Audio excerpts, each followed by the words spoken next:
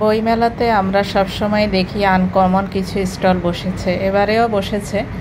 যেমন এই যে উনি কথা বলছেন, ওনাদের এখানে কোনো বইয়ের স্টল না। ওনারা ঠিক কী জন্য বসেছেন আসলে আমি বিষয়টা বুঝতেই পারিনি।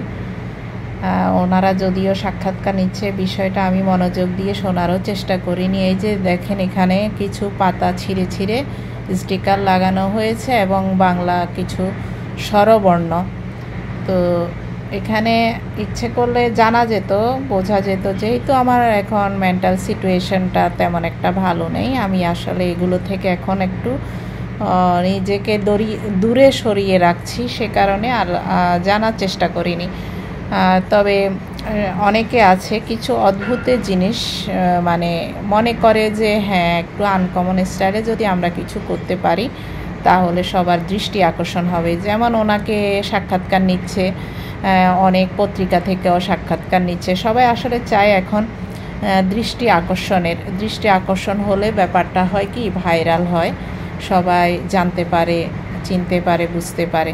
তো ওনারা খারাপ কোনো কিছু করছে না, খারাপ তো অবশ্যই না, খারাপ অবশ্য আমি বলছিও না, ভালো কিছুই করছেন। এই যে এখানে নিচে লেখা আছে গণ আড্ডায় বই, মানে সবাই এখানে বসবে, গল্প করবে, সাহিত্য কিংবা বই নিয়ে আলোচনা করবে, এমন একটা কিছু আর কি।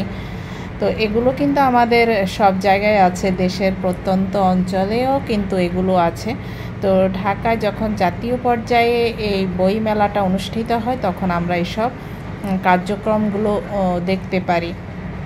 তো সবার আসলে একটা ধৈর্য, ইচ্ছা শক্তি, এগুলো আসলে ডিপেন্ড করে।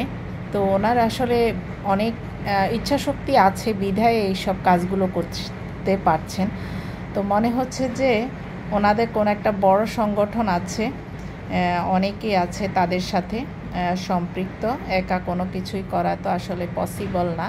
তা আমি যখন এই ভিডিওটা ধারণ করেছি মেলা শুরুর সম্ভবত 1 সপ্তাহের সময়ে, তো তখনও দেখলাম যে মেলায় অনেকগুলো স্টল এখনও করা বাকি আছে।